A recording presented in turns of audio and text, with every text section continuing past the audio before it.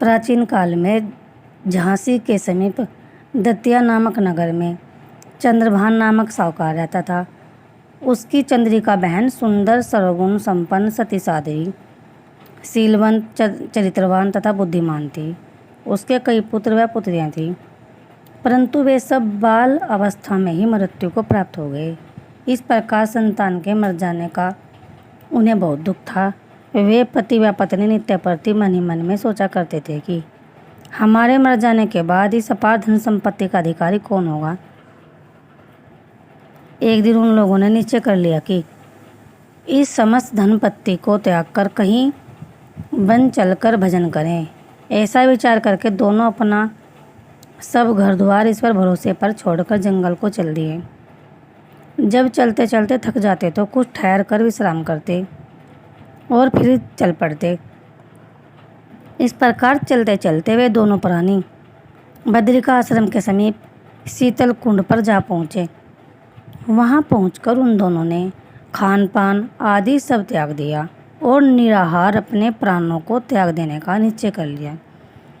इसी तरह बिना आहार और जलपान के जब 7 दिन व्यतीत कर दिए, तब 7वें दिन आकाशवाणी हुई कि तुम दोनों प्राणी अपने प्राण मत त्यागो। यह सब दुख तुम्हें तुम्हारे पूर्व पापों से भोगना पड़ा है।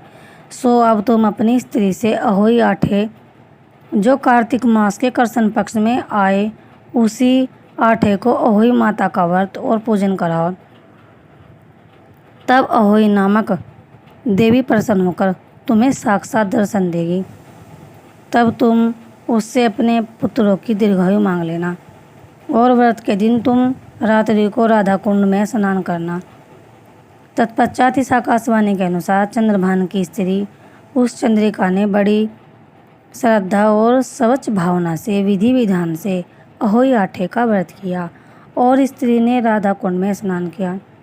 जब वे दोनों स्नान करके वापस लौटे तो उन पर प्रसन्न होकर अहोई माता ने प्रत्यक्ष दर्शन देकर वर मांगने को कहा। तब उस साहूकार दंपति ने हाथ जोड़कर कहा कि हे माता, हमारे बच्चे कम आयु में ही मृत्यु को प्राप्त हो जाते हैं, सो आप बच्चों की दीर्घायु होने का वरदान देने की कृपा कीजिए। अहोई माता ने उन दोनों की मनोवृत्ति को जानकर उन्हें मुँह मांगा वरदान दे दिया। यह कहकर अहोई माता वहीं अंतर्ध्यान हो गई। इसके बाद साहूकार साहूकारनी लौटकर अपने घर आ गए और अहोई माता की कृपा से कुछ ही दिनों बाद पुत्रवान हो गए और गुणवान बुद्धिमान पुत्र पाकर आनंद विभोर हो गए। अहोई माता की कृपा से इस लोक में सुख भोग कर बैकुंठ को चले गए। बोले अहोई माता की जय।